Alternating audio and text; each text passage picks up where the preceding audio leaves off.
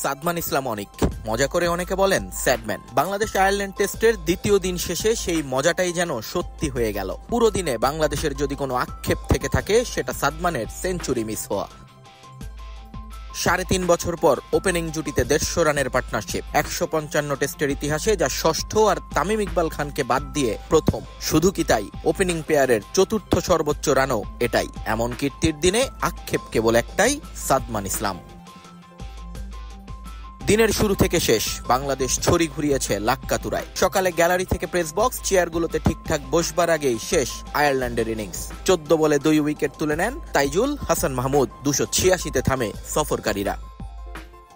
এরপর মিনিট ১০ বিরতি নিয়েই ব্যাটিংয়ে ২ ওপেনার জয়, সাদমান। সকালের আর্দ্রতা তখনও শেষ হয়ে যায়নি, তাই ভয় ছিল মনে মনে। কিন্তু আইরিশ বোলারদের কপাল খারাপ। দিনটা যে বাংলাদেশের। প্রথম সেশনের প্রথম ঘন্টা দেখে শুনে পার করে দেন ২ ব্যাটার। রান নয়, টিকে থাকাই ছিল প্রাথমিক লক্ষ্য।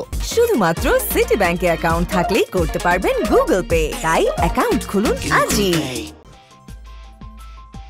পরের ঘন্টা হাত খুলে মারার। আইরিশ বোলারদের পাড়ার কাতারে নামিয়ে আনেন ২ টাইগার ওপেনার। মাঠের চারদিকে বাউন্ডারির ফুল ঝুরি ছোটান। জয়ের চেয়ে সাদমান ছিলেন বেশি অ্যাটাকিং। স্ট্রাইক রেটটাও ছিল দারুণ। কিন্তু এই অতি আক্রমণই শেষ পর্যন্ত কাল হয় সাদমানের জন্য। হামফ্রের নির্বিষ একটা ডেলিভারিতে উইকেট ছুড়ে আসেন তিনি। ১০৪ বলে ৮০ রানে থামে সাদমানের ইনিংস।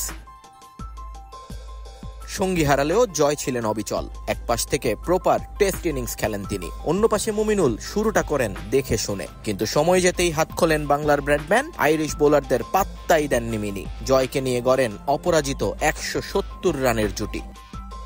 এর মাঝেই অবশ্য নিজের ২২তম টেস্ট 50 তুলে নিয়েছেন মুমিনুল, আর দ্বিতীয় সেঞ্চুরি হাঁকিয়ে তাকে এখন ডাবলের পথে নিয়ে গেছেন জয়। দ্বিতীয় দিনে ৮৫ ওভারে ৩৩৮ রানে থেমেছে বাংলাদেশ। লক্ষ্য এখন রানটাকে প্রতিপক্ষের আয়ত্তের বাইরে নিয়ে যাওয়া, যাতে চতুর্থ ইনিংসে আর ব্যাট না করতে হয় টাইগারদের।